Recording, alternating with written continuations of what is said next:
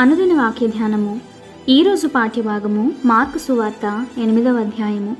ఆ దినములలో మరి ఒకసారి బహుజనులు కూడిరాగా వారికి తిననేమియు లేనందున యేసు తన శిష్యులను తన యొద్దకు పిలిచి, జనులు నేటికి 3 దినముల నుండి నా యొద్దనున్నారు.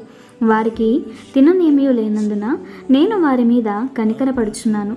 నేను వారిని ఉపవాసముతో తమ ఇండ్లకు పంపివేసిన యెడల మార్గములో మూర్ఛపోవుతురు. వారిలో కొందరు దూరం నుండి వచ్చి ఉన్నారని వారితో చెప్పెను. అందుకు ఆయన శిష్యులు, ఈ అరణ్య ప్రదేశంలో ఒకడెక్కడ నుండి రొట్టెలు తెచ్చి వీరిని తృప్తిపరచగలడని ఆయనను అడిగిరి. ఆయన, మీ వద్ద ఎన్ని రొట్టెలున్నవని వారిని అడుగగా వారు 7 అనిరి. అప్పుడు ఆయన నేల మీద కూర్చుండుడని జనులకు ఆజ్ఞాపించి ఆ 7 రొట్టెలు పట్టుకుని కృతజ్ఞతాస్తుతులు చెల్లించి విరిచి వడ్డించుటకై తన శిష్యులకిచ్చెను. వారు జనసమూహమునకు వడ్డించిరి. కొన్ని చిన్న చేపలు కూడా వారి యొద్దనుండగా ఆయన ఆశీర్వదించి వాటిని కూడా వడ్డించుడని చెప్పెను. వారు భోజనము చేసి తృప్తి పొందిన మీదట మిగిలిన ముక్కలు 7 గంపెళ్ల నిండా ఎత్తిరి. భోజనము చేసిన వారు ఇంచుమించు 4,000 మంది. వారిని పంపివేసిన వెంటనే ఆయన తన శిష్యులతో కూడా దోణి ఎక్కి దల్మానూత ప్రాంతములకు వచ్చెను. అంతటా పరిసయ్యులు వచ్చి ఆయనను శోధించుచు ఆకాశం నుండి ఒక సూచక్రియను చూపుమని ఆయనను అడిగి ఆయనతో తర్కింపసాగిరి. ఆయన ఆత్మయందు పెద్ద నిట్టూర్పు విడిచి, ఈ తరము వారు ఎందుకు సూచక్రియను అడుగుచున్నారు? ఈ తరమునకు ఏ సూచక్రియను అనుగ్రహింపబడదని నిశ్చయముగా మీతో చెప్పుచున్నానని చెప్పి వారిని విడిచి మరలా దోణి ఎక్కి అద్దరికి పోయెను. వారు తినుటకు రొట్టెలు తెచ్చుకొనుటకు మరచిరి. దోణిలో వారి వద్ద ఒక్క రొట్టె తప్ప మరి ఏమీ లేకపోయెను. ఆయన చూచుకొనుడి, పరిసయ్యులు పులిసిన పిండిని గూర్చియు హేరోదు పులిసిన పిండిని గూర్చియు జాగ్రత్త పడుడని వారిని హెచ్చరింపగా వారు, మన యొద్ద రొట్టెలు లేవే అని తమలో తాము ఆలోచించుకొనిరి. యేసు అది ఎరిగి, మన యొద్ద రొట్టెలు లేవే అని మీరెందుకు ఆలోచించుకొనుచున్నారు? మీరింకను గ్రహింపలేదా? వివేచింపలేదా? మీరు కఠిన హృదయము గలవారై ఉన్నారా? మీరు కన్నులుండి చూడరా? చెవులుండి వినరా? జ్ఞాపకం చేసుకునరా? నేను ఆ 5,000 మందికి 5 రొట్టెలు విరిచి పంచిపెట్టినప్పుడు మీరు ముక్కలు ఎన్ని గంపెళ్ల నిండా ఎత్తిరని వారిని అడిగాను. వారు 12 అని ఆయనతో చెప్పిరి. ఆ 4,000 మందికి 7 రొట్టెలు నేను విరిచి పంచిపెట్టినప్పుడు ముక్కలు ఎన్ని గంపెళ్ల నిండా ఎత్తిరని ఆయన అడుగగా వారు 7 అనిరి. అందుకు ఆయన, మీరింకను గ్రహింపకున్నారా అని అనెను.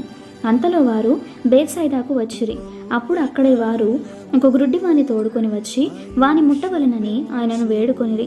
ఆయన ఆ గ్రుడ్డివాని చెయ్యి పట్టుకొని ఊరి వెలుపలికి తోడుకొని పోయి వాని కన్నుల మీద ఉమ్మివేసి వాని మీద చేతులుంచి, నీకేమైనాను కనబడుచున్నదా అని వానిని అడుగగా వాడు కన్నులెత్తి, మనుషులు నాకు కనబడుచున్నారు, వారు చెట్ల వలె నుండి నడుచుచున్నట్లుగా నాకు కనబడుచున్నారనెను.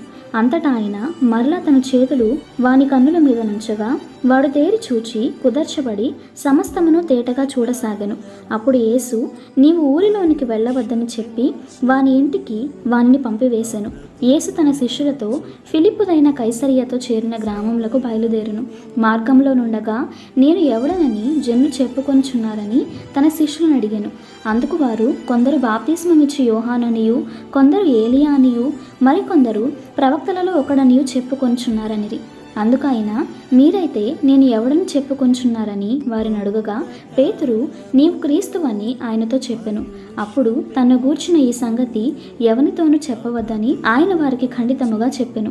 మరియు మనుష్య కుమారుడు అనేక హింసలు పొంది పెద్దల చేతను ప్రధాన యాజకుల చేతను శాస్త్రుల చేతను ఉపేక్షించబడి చంపబడి 3 దినములైన తరువాత లేచుట అగత్యమని ఆయన వారికి బోధింపనారంభించెను.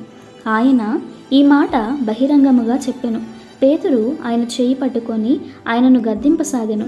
అందుకు ఆయన తన శిష్యుల వైపు తిరిగి వారిని చూచి, సాతానా, నా వెనుకకు పొమ్ము, నీవు మనుషుల సంగతులను మనస్కరించుచున్నావు గాని దేవుని సంగతులను మనస్కరింపకున్నావని పేతురును గద్దించెను. అంతటా ఆయన తన శిష్యులను జనసమూహమును తన యొద్దకు పిలిచి, నన్ను వెంబడింపగోరువాడు తన్ను తాను ఉపేక్షించుకొని తన సిలువ ఎత్తుకొని నన్ను వెంబడింపవలెను. తన ప్రాణమును రక్షించుకొనగోరువాడు దాని పోగొట్టుకొనును. నా నిమిత్తమును సువార్త నిమిత్తమును తన ప్రాణమును పోగొట్టుకొనువాడు దాని రక్షించుకొనును. ఒకడు సర్వలోకమును సంపాదించుకొని తన ప్రాణమును పోగొట్టుకొనుట వానికేమి ప్రయోజనము? మనుష్యుడు తన ప్రాణమునకు ప్రతిగా ఏమి ఇయ్యగలుగును? వ్యభిచారమును పాపము చేయు ఈ తరము వారిలో నన్ను గూర్చియు నా మాటలను గూర్చియు సిగ్గుపడు వాడెవడో వాణ్ణి గూర్చి మనుష్య కుమారుడు తన తండ్రి మహిమగలవాడై పరిశుద్ధ దూతలతో కూడా వచ్చినప్పుడు సిగ్గుపడునని చెప్పెను. ఇంతటితో ఈ దిన పాఠ్యభాగము సమాప్తము.